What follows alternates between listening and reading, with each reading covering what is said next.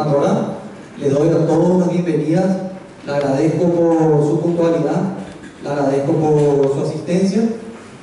Realmente es un honor para nosotros poder compartir con todos ustedes esta charla de relato que vamos a tener con el señor Leonardo Castagnino acá, justamente en el lugar tan ícono, tan simbólico como es el Cabildo.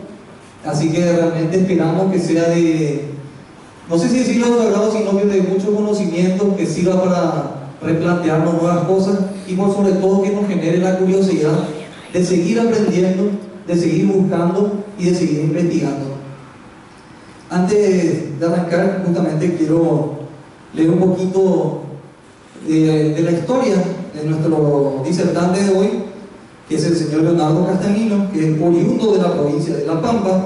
Él es ingeniero civil, pensador independiente del campo federal. Su pasión por conocer, estudiar, recopilar y difundir la historia argentina, particularmente del siglo XIX, nace al descubrir una versión que en sus diversos matices difiere de la historia oficial. Colabora con la difusión histórica en distintos medios.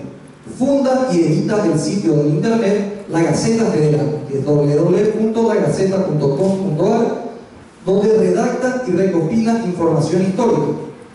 Es autor de las obras Juan Manuel de Rosas, Sombras y Verdades, Juan Manuel de Rosas, La Ley y el Orden, y Quien inventó el dulce de leche, entre otras obras que tenemos a disposición justamente acá afuera para los que quieren adquirir al terminar la presentación. También quiero leerle a todos una carta que envió la señora Margarita Morcelli, directora general del Centro Cultural de la República, que dice así: Asunción, fecha 20 de agosto del 2015, doctor Leonardo Castagnino presente, de mi mayor consideración. Al tiempo de saludarlo muy atentamente, por este medio y en nombre del Centro Cultural La República y Cabildo, extensión cultural del Congreso Nacional Paraguayo, quisiera hacerle llegar un ejemplar del libro La Guerra del Paraguay en primera persona, testimonios inéditos del Fondo Ceballos, recientemente publicado por esta institución cultural que desde su apertura se encuentra abocado a la difusión de la historia y la cultura nacional y regional.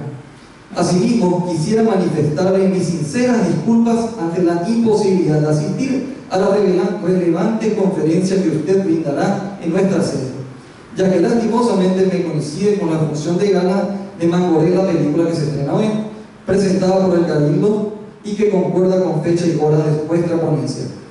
Sin otro particular y esperando que esta publicación sea de su agrado y pase a conformar su biblioteca, me despido de usted con las seguridades de mi consideración más distinguida y estima personal. Por supuesto, agradecemos a la señora Margarita Morcelli por el gesto que tuvo y también por permitirnos estar acá tan cómodos para poder disfrutar de esta charla. Y le damos charla porque realmente va a ser un relato ameno para poder disfrutarlo, a modo de...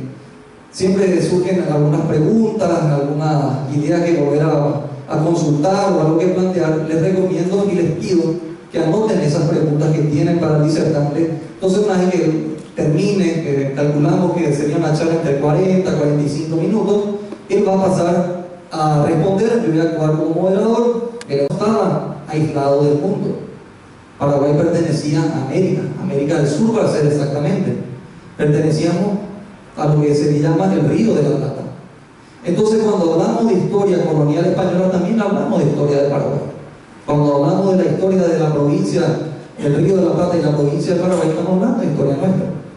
Y para entender muchos hechos que ocurrieron, o los antecedentes, y en especial las causales de la guerra de la Triple Alianza, es necesario mirar un poquito la historia de nuestros vecinos, porque va a tener incidencia directa.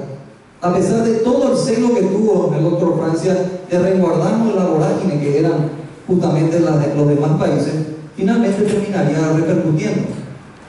Y como para señalar un hecho que, si bien es tan lejano a la guerra, prácticamente 200 años, cuando la corona portuguesa, violando varios tratados entre la corona española, en 1675 llega hasta el cerro de Montevideo y graba el escudo de la corona de Portugal en un territorio netamente español. 3 años después fundaría la colonia Los Sacramentos, que sería toda una disputa entre ambas coronas. Y de ese gran problema de indefinición de límites, de ese gran problema de disputa por territorio, años más vendrían a incendiar nuevamente la región. Y también es importante ver cómo justamente los caudillos, las ideas de la época, las ideas federales, unitarias, en lo que era la Confederación Argentina, su relación con los partidos políticos del Uruguay que tienen una relación muy estrecha, el colorado y el blanco, inclusive lo que fue la revolución de los farrapos de Río Grande do Sul en 1835 a 1845, un estado de Brasil que se sentía más cerca de lo que era el Uruguay y la Argentina, de lo que sería el reino del Brasil o el imperio del Brasil, que al punto que se sesionó, se separó y quería confederarse con el Uruguay, con la provincia de Entre Ríos, y hasta hubo una tentativa de federar en una gran patria con Paraguay. Y son todos esos pequeños detalles que hay que tener en cuenta para poder entender qué pasaría justamente en 1864 cuando inicia la guerra de la Triple Alianza. Toda la presencia, los aplausos merecidos. Para mí es realmente un honor, un compromiso grande estar en Paraguay, en Asunción, y agradezco a todos el recibimiento que me han dado, agradezco a las autoridades también que me han agasajado con un libro y una hermosa nota. Agradezco también a los que tuvieron la iniciativa de invitarme a dar esta charla. En principio era tema libre, digamos, la charla. Se me ocurrió que podía ser interesante hablar sobre la guerra de la Triple Alianza para, digamos, dar mi opinión o mi versión o lo que yo creo como verdadera historia, no por ser la verdadera historia o creerme muy bien la verdad, sino exponer cuál es mi pensamiento, que puede tener distintos matices ya sea nacionales míos o paraguayos, ¿no? Pero en vez de hablar de los episodios en sí de la guerra, que probablemente acá conozcan hasta mejor que yo, me pareció importante hablar sobre lo que yo pienso que fueron las causas y los antecedentes de esa guerra trágica que terminó con la desgracia de 4 países, porque Argentina, Uruguay y Brasil quedaron endeudados, y Paraguay, además de eso, sufrió el mayor derramamiento de sangre, un genocidio terrible.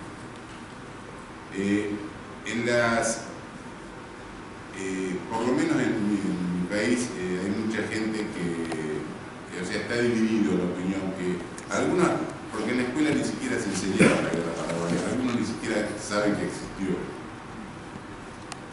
Tanto es así que incluso cuando yo empecé a escribir o a hablar sobre la guerra paraguaya, algunos hasta se sorprendían. Y hay opiniones distintas, porque a veces toman la guerra como una competencia, a ver quién fue el más valiente o el más... y bueno, algunos me dicen, me dicen, vos le das la razón a uno o a otro. No, yo soy amigo de la verdad, no de una posición política o filosófica. Entonces, en esa discusión entre las excusas que se dan, o los argumentos que se dan para haber provocado la guerra, uno de ellos, hay muchos, ¿no? Pero de los principales, uno de ellos es López era un tirano. Bueno, yo no sé si era tirano o no, eso tendrían que decidirlo los paraguayos, pero creo que el mitrismo, que representaba a Buenos Aires, no tenía ningún derecho en meterse a salvar a nadie de ningún tirano. En segundo lugar, menos tenían derechos los brasileños, que mantenían en su territorio 1 millón de esclavos.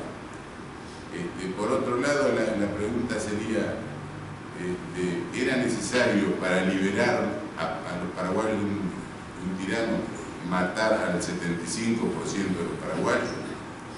Y la otra pregunta sería, de ese 25 que quedó, ¿los liberaron realmente o los liberaron?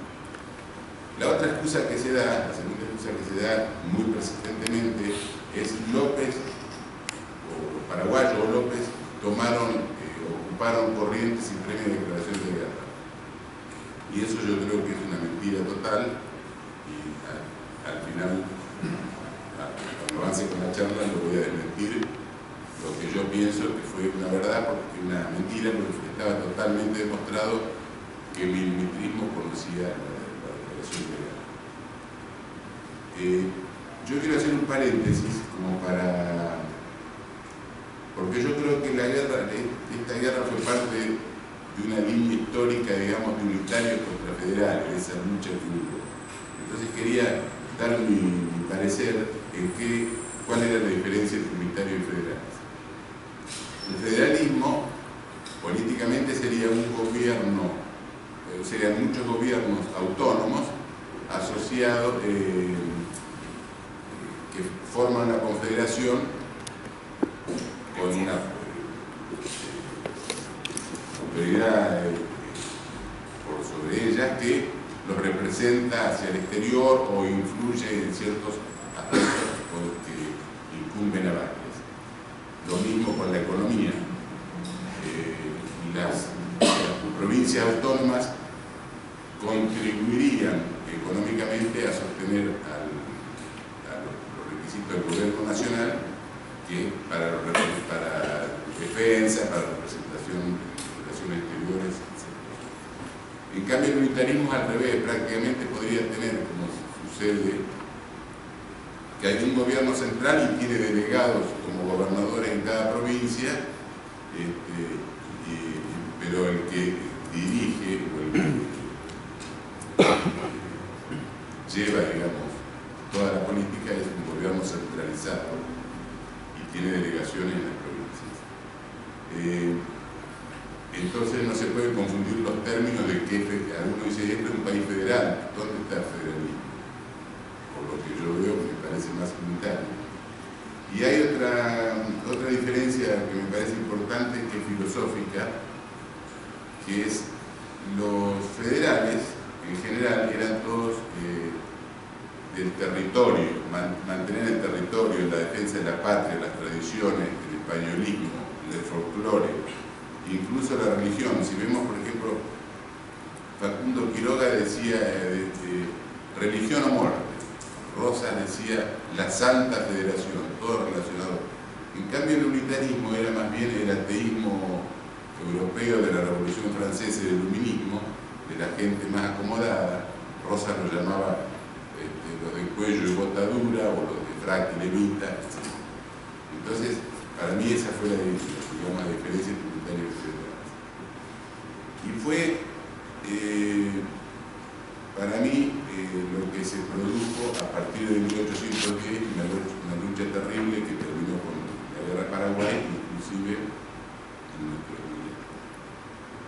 Ahora, ¿cuáles fueron los antecedentes históricos más lejanos? Estaba por un lado Brasil, unido a Inglaterra, que iba avanzando sobre el Río de la Plata, y a su vez dividiendo a las provincias hispánicas, o dividiéndolas, o conquistándolas, o anexándolas. Tanto es así que se crea, por ejemplo, Río Grande do Sul, que era parte de las provincias hispánicas, las misiones orientales, y para 1801 se apropia de Mato Grosso, que estaba bajo jurisdicción paraguaya. Entonces, eso que demuestra cómo fue la intención brasileña de ir avanzando sobre el Río de la Plata mientras las provincias hispánicas se dividían o se luchaban entre ellas. Incluso en su interior, porque por ejemplo la Argentina estuvo dividida en Buenos Aires con el resto de las provincias en la época de Mitre, del año 1860. Uruguay fue un poco digamos, la manzana de la discordia, porque los brasileños la querían, los españoles o los de la Confederación los vencían con las armas, pero después en los tratados lograban la separación o la independencia de Uruguay, y un poco pasó lo mismo con otra revolución. Cuando se produce la revolución de 1810, en Buenos Aires la revolución la hace, a mi entender, la clase acomodada, digamos, las personas ilustres, la hacen incluso a nombre de Fernando VII, que por eso le llaman la máscara esa de Fernando VII, la revolución, que fue distinto de lo que sucedió en Uruguay, porque en Uruguay Montevideo se mantiene fiel a las autoridades hispánicas. ¿Y cómo se produce la revolución? Artigas, que era blandengue del ejército español, se hace desertor, digamos, viene a Buenos Aires y vuelve a Uruguay. Cuando vuelve ya habían hecho el grito de Asensio, que fue el error de Asensio. ¿Y quién lo hizo? El paisanaje, convocado por un capataz de estancia y un peón, y ellos convocaron la revolución. Entonces sitian Montevideo. Ahí Buenos Aires se siente, digamos, celoso de la figura de Artigas y empieza a combatirlo en forma indirecta, por ejemplo, incentivando a los brasileños que invadan la banda oriental, terminan haciendo un arreglo con Delío y con Portugal para que Artigas se tenga que retirar a la Mesopotamia. Ahí empieza el enfrentamiento, digamos, de Artigas y Buenos Aires. Artigas, en la asamblea del año 13, que convoca el Congreso de Buenos Aires, da instrucciones o forman instrucciones los diputados orientales, que eran 5, con algo muy notorio. Entre las cosas que dice es que había que formar una confederación de provincias autónomas y que ninguna tuviera preponderancia sobre las demás. Y tenía otra cláusula, son muy pocas las cláusulas, pero una había muy lapidaria, decía: la capital debe estar necesariamente fuera de Buenos Aires. Entonces, ¿Buenos Aires qué hizo? Por cosas formales, de firma o de sellos, no dejó entrar a los diputados. Ahí empieza el enfrentamiento, se agudiza el enfrentamiento. En 1815, bueno, Artigas forma la Liga de Pueblos Libres, que era la banda oriental, Entre Ríos, Corrientes, Misiones, Santa Fe y Córdoba. Se llamó la Liga de los Pueblos Libres, que no es que él la incorporaba, sino que las mismas provincias enfrentadas con Buenos Aires le pedían protección a Artigas. Artigas forma su campamento, pone su campamento en un pueblo que se llamó Federación, que se formó solo ahí en el momento, primero con Choza y terminó siendo una especie de ciudad baja, chica, digamos, de ranchos. Después desapareció. Y en 1815 declara la independencia de la provincia de la Liga de Pueblos Libres en el arroyo de la China, que es un pueblo que se llama Concepción del Uruguay actualmente, que queda en Entre Ríos. Al año siguiente, en 1816, Buenos Aires, como contrapeso, declara al Congreso de Tucumán, que lo congrega directamente, precisamente en Tucumán, para que las demás provincias no se sientan, digamos, dejadas de lado. Pero fue una excusa, porque a los 7 meses ya estaba el Congreso, ya se había trasladado a Buenos Aires. El enfrentamiento entre Artigas y Buenos Aires continúa hasta que Artigas le exigía que le ayude a sacar a los portugueses de la banda oriental. Entonces ahí se enfrentan en Cepeda de 1820 Estanislao López y Francisco Ramírez. Sitian Buenos Aires, vencen, sitian Buenos Aires, pero los abogados porteños, digamos, los diplomáticos, los envuelven, porque hacen un pacto que directamente después no cumplen. Además, Artigas le reclama a Ramírez que lo habían dejado de lado y que no le daban ayuda para expulsar a los portugueses, y terminan enfrentándose Artigas con Ramírez, y Artigas termina exiliado en Paraguay. Yo dije ahí lo de Artigas, que propuso la Confederación. Yo la línea unitaria, la línea federal, la considero la siguiente, que incluso a algunos les ha llamado la atención y dicen, no lo habíamos pensado. Pero para mí los tres principales hombres de la línea de los federales fue Tomás Rodríguez de Francia, que era admirador de Franklin y de la Confederación Norteamericana, y que en 1811 le propone a Buenos Aires hacer una confederación de provincias autónomas y que ninguna estuviera por encima de los demás. Buenos Aires no lo contesta, no lo niega, digamos, pero empieza a hacer un complot. Le aumentan los impuestos, le perjudica la navegación del río, hasta le cauta algunos buques. Que eso es lo que provoca el aislamiento de... El otro hombre importante para mí fue Rosas, porque Rosas declara en 1831 el Pacto Federal, que lo formaba Buenos Aires, Entre Ríos y Santa Fe. Se empiezan a ver las provincias, y lo que dice en una carta que le manda a Quiroga es muy parecido a lo que dijo Artigas en la Constitución del año 13, porque le escribe y le dice: me reclaman que no dicta la Constitución. Dice: la Constitución no une los pueblos, sino que los representa unidos. Primero tenemos que, dice, no se puede formar un cuerpo sano con miembros enfermos. Primero se tiene que organizar cada provincia, y después unirnos en la confederación. Dice. Y además de eso, ¿dónde va a funcionar? Dice, esto se lo dice con todas las letras. Dice, para que funcione un congreso habría que formar una ciudad que no pertenezca a ninguna provincia, como hicieron en Estados Unidos, que fundaron Washington, que no pertenece a ningún estado. Dice que todas las letras. Por eso para mí esa es la línea federal. Francia, Artigas, después voy a dar un poquito la relación entre Rosas y Paraguay, porque hay cierto resquemor, digamos, o echada en cara de a mí, pero es claro. Pero yo creo que hay una mala interpretación. No sé si quieren, lo puedo decir ahora, pero empiezo desde el principio con Paraguay, y cuando llegue ahí en Paraguay, para mí la revolución fue distinta, porque primero se mantiene fiel a España. El gobernador era Velasco. Ustedes de esto van a saber más que yo, pero todo un resumen más o menos de lo que pienso.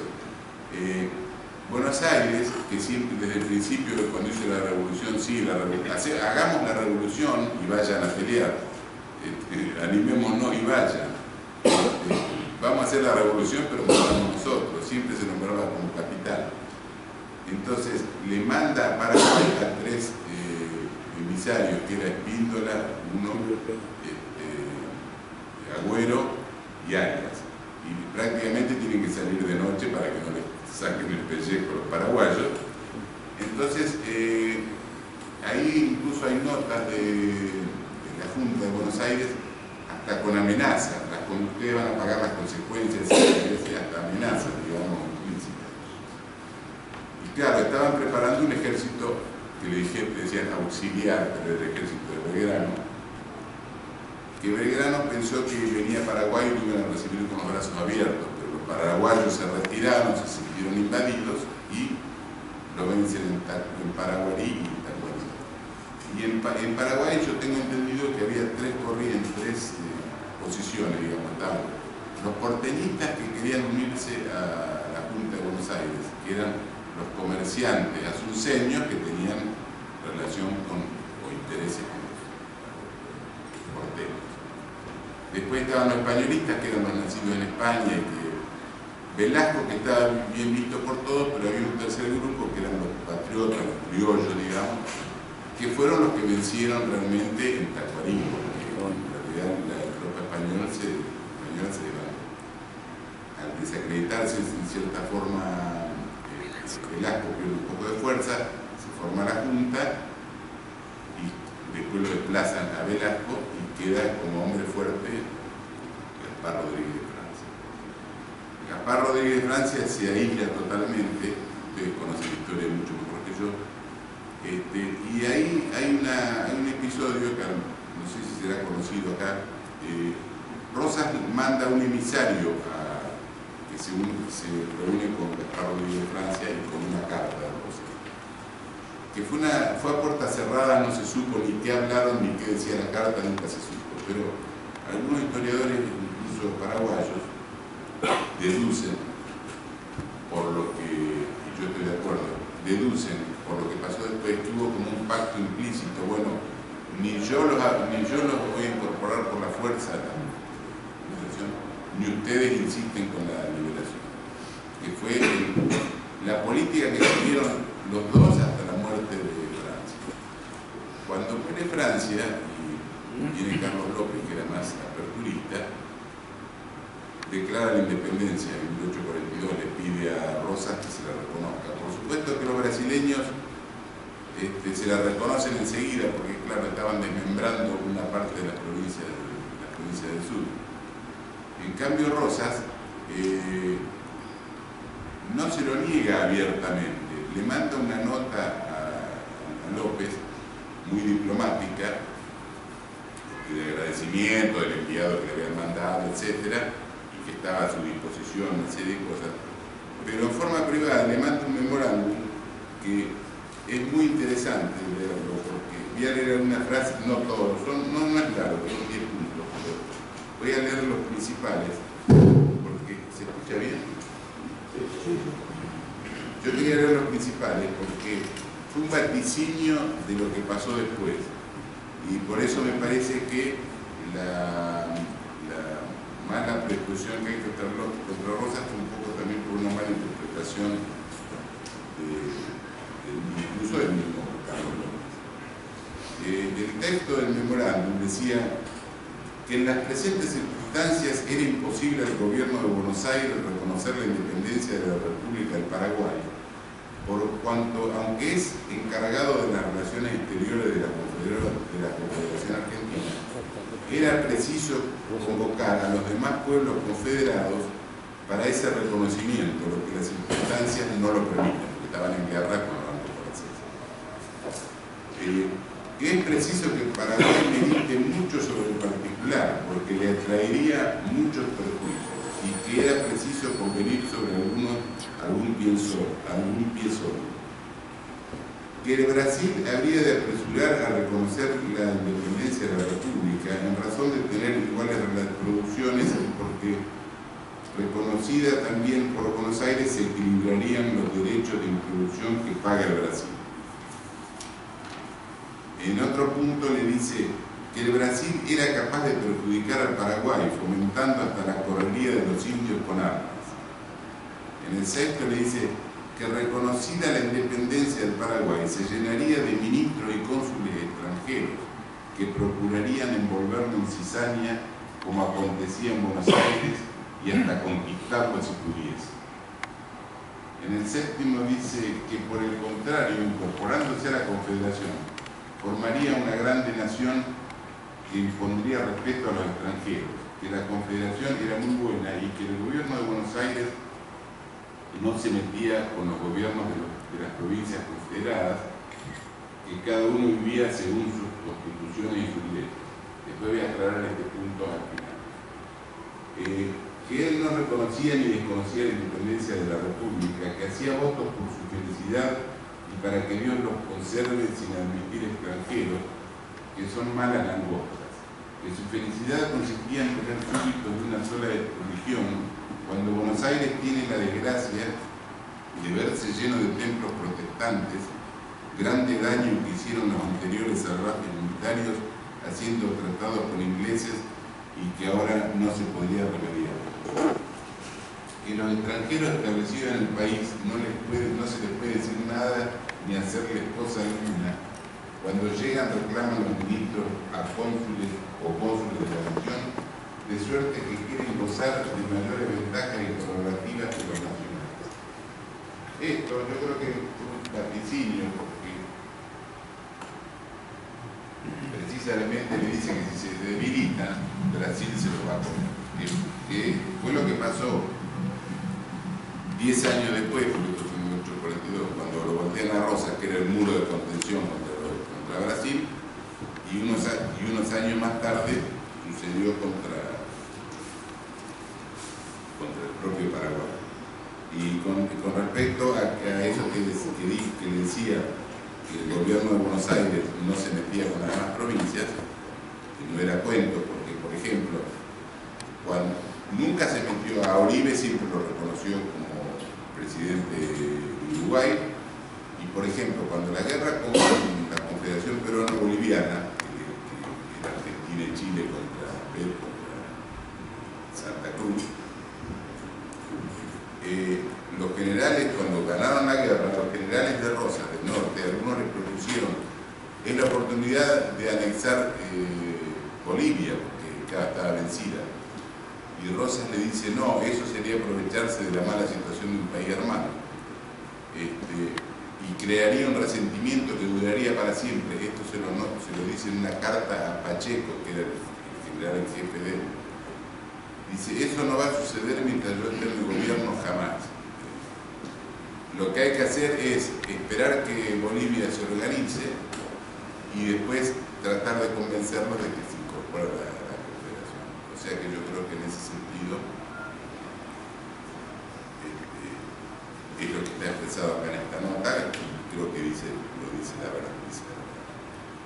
Ahora, ¿qué sucedió después del pedido ese de independencia paraguaya de 1942? Claro, se crea una polémica porque Carlos López no entendió esa razón. Parecía que como lo estaban persiguiendo a Paraguay, y a través del diario El Periódico Independiente tuvieron incluso fuertes polémicas con la Gaceta Mercantil de Buenos Aires. Tanto es así que, por ejemplo, cuando hay una revolución en Corrientes, López manda a Solano López con tropas, incluso las tropas paraguayas se retiran sin combatir porque habían vencido a los correntinos, y Rosas le ordena a Urquiza que no cruce el río Paraná, porque respetaba el territorio paraguayo. Después, Paraguay en cierta forma contribuye a la caída de Rosas en Caseros también. No sé si algunos dicen que mandaron gente o algo, yo creo que no, pero al menos moralmente lo apoyó. Quiere decir que estaba destruyendo, digamos, el muro de contención que después iba a desbordar todas las aguas brasileñas hacia el río de la Plata. Y hubo otro error también para mí, porque cuando cae Rosas, a Rosas lo sacan por la excusa de siempre, que es un tirano, que esto, y otra de las excusas era para organizar el país. Yo digo, no sé qué organizaron, porque a las 48 horas estaban todos peleados, a tal punto que Buenos Aires tuvo separada del resto de la Confederación, y hubo fuertes enfrentamientos. Urquiza lo saca a Rosas lo acusan de asesino, creo que lo acusan de 380 fusilamientos, pero Urquiza cuando toma en Caseros a Chilaver rendido, lo fusila por la espalda y fusila de un saca 600, a todo un batallón entero, lo fusila a todos, lo cuelga de los árboles, incluso los ingleses. El inglés fue y se fue a esquiar, se volvió a esquiar. Y la lucha fue tan grande porque Urquiza se sintió traicionado al otro día de Caseros. Incluso él dijo, al final el único que puede gobernar este país es Rosas. Porque la batalla fue el 2 de febrero y los brasileños, que además le habían pagado sus patacones, lo obligan a entrar a Buenos Aires recién el 20. ¿Por qué el 20? Porque era el aniversario de la batalla de Ituzaingó, donde Argentina lo había vencido a los brasileños. O sea, se tomaron la revancha de entrar en Buenos Aires con un pabellón brasileño desplegado. Esa lucha, ¿dónde termina? Termina en Cepeda de 1859, donde el ejército federal, al mando de Urquiza, vence a los porteños y sitia la ciudad de Buenos Aires. Ahí López comete otro error, me parece, porque va a Solano López y hace de mediador entre Mitre y Urquiza, que precisamente fueron los dos que después lo destruyeron. Incluso Venancio López le dijo, el texto exacto no lo recuerdo, pero le dijo algo así como que creo que acabas de trenzar la soga con que nos van a ahorcar, que fue realmente lo que pasó. Y en todas esas luchas del centralismo mitrista contra el interior actuaron, por ejemplo, Venancio Flores, en este momento no me acuerdo los otros, había unos cuantos que eran Paunero, Redondo, eran mercenarios uruguayos al mando de Urquiza. Intervienen también en Cepeda y en Pavón. En Pavón pasó algo muy extraño que durante mucho tiempo no se supo, después yo creo que se supo. Las tropas de Urquiza lo vencen completamente a Mitre, se desbanda en el acto prácticamente, se desbanda, Urquiza da media vuelta y se vuelve al tranco hasta Entre Ríos. Mitre dispara, lo alcanzan, ya llegando a Los Juan, lo alcanza un chasque y le dice, vuelva a generar que hemos ganado, con un papelito. Entonces, nunca se alcanzó a explicar. Urquiza dijo no, que el fragor de la batalla, que estaba cansado y se volvió, los mismos federales, los generales de él no lo entendían. Y después, mucho tiempo después se supo que en una avenida masónica, Mitre dijo, en el templo el genio invisible batió las alas y nosotros bajamos la espada. Eso está dicho, por ejemplo, la renuncia de Urquiza, por ejemplo, está dicho en un libro de Alcibíades Lapas, que es un conocido masón porteño que murió hace poco, en el libro de la masonería argentina a través de sus obras. Bueno, el pacto que se dice que se hizo entre Urquiza y Mitre se ocupaba del interior, mientras Urquiza se quedaba con, digamos, la Mesopotamia. Entonces, después de eso, Venancio Flores le pasa la factura a Mitre, porque en Uruguay estaba el gobierno blanco federal de Berro. En el año 63 le pasa la factura y Mitre se la paga contento, porque precisamente Mitre lo que quería era desalojar al gobierno federal uruguayo para después ir a Uruguay contra Paraguay. Eso está dicho incluso en el diario de la Nación Argentina, que es el libro que fundó Mitre, donde decía, ¿dónde está el pacto de 1851? El próximo paso es Paraguay. Incluso, por ejemplo, Pastor Obligado en el diario del Tribuno dice, refiriéndose a la invasión de Venancio Flores, dice, no es una guerra extranjera, es la eterna guerra contra la mazorca que ahora se ha quitado en Montevideo. Bueno, ahí invaden la banda oriental hasta que lo desalojan a Aguirre. Ahí empiezan las presiones de Brasil sobre Uruguay.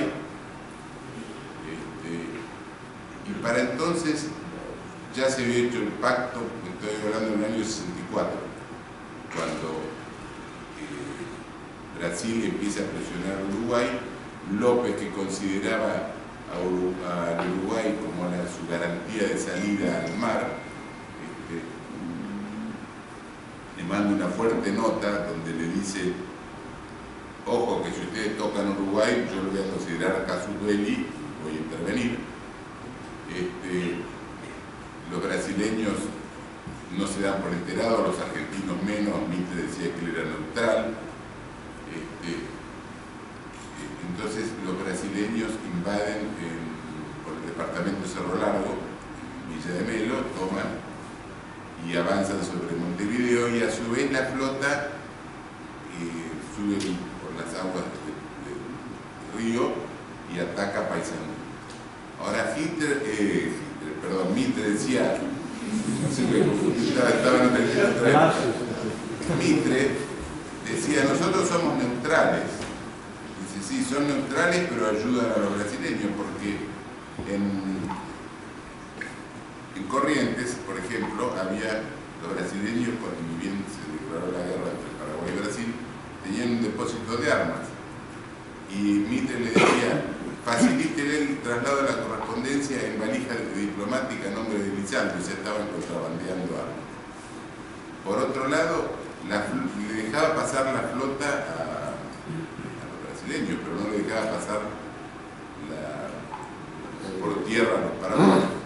Además, la flota bombardeaba Paysandú, que los federales querían cruzar y quizá los retenía. Y la flota se abastecía en la rada de Buenos Aires, o sea que Argentina ya era beligerante. Además, el pacto de la Triple Alianza ya estaba pactado desde mediados del 64, porque se había juntado Saraiva, Elizalde, Venancio Flores y el inglés Thornton, y ahí formaron el pacto de la alianza. Y eso está, la firma fue en mayo del 65, pero en junio del 64 ya estaba formada. Y eso lo dice, se confiesa en muchas partes. Por ejemplo, cuando Saraiva le escribe una nota después de la guerra a Nabucco, le dice, no confunda la fecha, dice, la alianza no empezó en mayo del 65, sino en junio del 64, cuando nos juntamos con el Rosario. Lo mismo le dice en una polémica muy grande que hubo entre Mitre y Gómez. Le preguntan a Mármol, que había sido el representante argentino en Río de Janeiro, y le dice, no, ustedes tienen un error de fecha. Le dice exactamente lo mismo que no empezó en el... Por otro lado, Elizalde, en la legislatura, dijo, había un pacto previo, dice, un acuerdo previo de que ante una eventual guerra, no sé de qué guerra estaba hablando, si todavía no Chile era neutral, ante una eventual guerra Argentina lo va a dejar pasar por territorio misionero. O sea que para mí Argentina era beligerante. ¿Por qué se desata la guerra? O sea, la guerra de Paraguay casi se desató, me parece a mí, cuando invaden Cerro Largo. Pero el chispazo fue porque había un convenio para navegar el río Paraguay que los brasileños necesitaban para pasar a Mato Grosso, y que le habían sacado un convenio a la fuerza a Paraguay, presionándolo para que los dejen pasar, pero tenía ciertas restricciones de tonelaje, de armamento, incluso tenía la obligación de entrar en todos los puertos para ser inspeccionado. ¿Y qué pasó? En noviembre del 64 mandan al Marqués de Olinda con armamento, pasan de largo por Asunción y López lo captura y le captura todo el armamento y le declara la guerra. Ahí fue cuando López después invade Mato Grosso, o recupera Mato Grosso y quiere pasar por Misiones o por Corrientes. Incluso habla con Urquiza, porque eran compadres y teóricamente se llevaba bien. Urquiza para mí siempre fue un comerciante que navegó con un pie en cada canoa, y en esta, además de estar navegando con un pie en cada canoa, estaba con una caña pescando en Brasil, porque él hablaba con López y le decía, si le niegan el paso, los entrerrianos vamos a ser la vanguardia del ejército paraguayo. Con Mitre mantenía una relación tirante, pero estaban ahí, ¿no? Ese era un pie en cada canoa. pero con la caña le estaba pescando en Brasil, porque le terminó vendiendo a los brasileños los 30.000 caballos de toda la caballada entrerriana, y ahí se hizo proveedor del ejército argentino y a los brasileños. A raíz de que no le dejan pasar las tropas, incluso no solamente Argentina era beligerante, sino que ya era medio público, porque por ejemplo, en las calles de Montevideo había manifestaciones con banderas uruguayas y paraguayas recorriendo las calles, incluso fueron a la casa del cónsul paraguayo, representante paraguayo, una manifestación y no sé, un poco de compromiso, de decir, sí, hay 30.000 soldados dispuestos a cruzar la angosta línea que nos separa. Y incluso López había declarado, voy a pasar, me dejen, con permiso, sin permiso voy a pasar. O sea que estaba bien latente ahí la guerra, ¿no? Incluso en la prensa de Buenos Aires ya se hablaba desde antes del 64 de alianzas y de cañonazos. O sea que es una cosa que es innegable. El cónsul, por ejemplo, el representante francés, se lo informa a su gobierno. La cuestión que López declara la guerra el 18 de marzo, si no me equivoco, el 18, ¿no? De marzo del 65. Le declara la guerra a Argentina. Y la declara públicamente, se hace pública la declaración, no fue una cosa, se publica en el diario, en la ley. Y no solamente eso, sino que manda un emisario, que se llamaba Ayala, me parece. Cipriano Ayala. Cipriano Ayala llega a Buenos Aires los primeros días de abril del 65, con la copia de la declaración de guerra. Y Mitre, ¿qué hace? Esconde la declaración de guerra en un cajón y a Cipriano Ayala lo pone preso hasta después de la guerra. Incluso muere en Buenos Aires trabajando de albañil. Eso se supo porque incluso, por ejemplo, el gobernador cordobés le informa de Buenos Aires y dice, nos hemos enterado que Paraguay nos declaró la guerra. Dice, y que el primer paso que van a dar es tomar Corrientes. O sea que no solamente sabían a dónde iban a atacar. Es como Pearl Harbor de la Segunda Guerra. Después el representante inglés le informa a su gobierno, dice, sé que Buenos Aires, que Paraguay le declaró la guerra a Buenos Aires. Yo vi la copia en manos de Elizalde, o sea que estaba todo absolutamente... Todos sabían, se hacían los distraídos, pero sabían. Entonces habíamos dicho que el 18 le declara la guerra, el 14 ocupan Corrientes, entonces ahí Mitre se entera a los 2 días y desde el balcón dice la famosa frase, 3 días en el cuartel, 3 semanas en campaña y 3 meses en Asunción. Eso es más o menos el pensamiento mío hasta que se declaró la guerra. Podemos estar de acuerdo en algún punto o no. Yo quería leer, en todo caso, 2 o 3 frases cortas nomás que demuestran las intenciones de cada uno, ¿no? La cifra de genocidio no la voy a dar porque usted la debe conocer mejor que nosotros.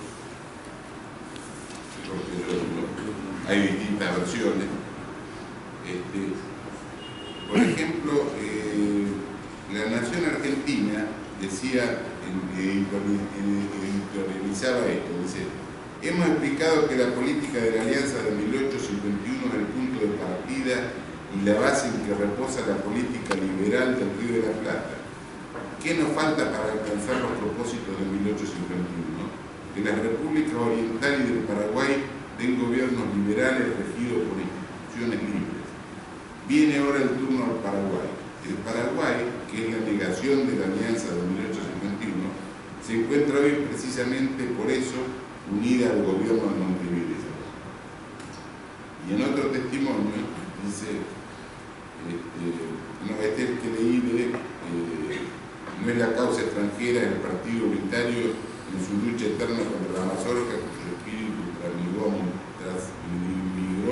a Montevideo. Lo que deseamos para esos hermanos es la libertad, un triunfo más completo, como entre nosotros nos deje ni un chacho ni un hechizo. Siempre en contra del tirano y a favor de la libertad, ¿no? La misma discusión. Y con respecto a Brasil, hubo un documento, porque yo dije que Brasil siempre intentó avanzar sobre las provincias hispánicas, a veces digo, España conquistó América, pero Brasil conquistó Hispanoamérica. Cuando hubo un intento de abordaje, o varios intentos de abordaje de la flota brasileña por parte de los paraguayos, Casillas sospechó que se la podían llegar a tomar y que podía ser una cosa grave, además de otros aspectos de la guerra. Entonces le mando un extenso documento a Pedro II, cuya copia está en el Museo Mitre de Buenos Aires, y entre otras cosas le dice que si toman la escuadra, dice, todo estará perdido. Entonces todos nuestros planes sobre la República Argentina y Oriental y las demás repúblicas del Amazonas quedarán frustradas para siempre. Y en otro párrafo le agrega: con la paz tendremos conservada nuestra actitud y un mejor tiempo para llevar adelante y con los otros medios de las pretensiones imperiales sobre las repúblicas americanas. Con la paz conservaremos nuestra ascendencia sobre la República Argentina y Oriental por razón de los compromisos que el general Mitre y el general Flores han contraído con el gobierno de vuestra majestad. Así que bueno, creo que eso es más o menos mi opinión, que bueno, puede diferir con la de alguno de ustedes. Creo que más o menos es la charla. Agradecemos a Leonardo.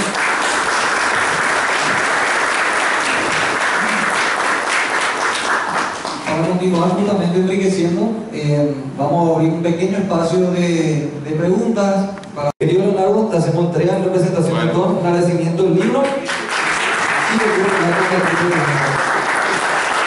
agradecemos por tu visita y por la presentación y por la parte de todos ustedes.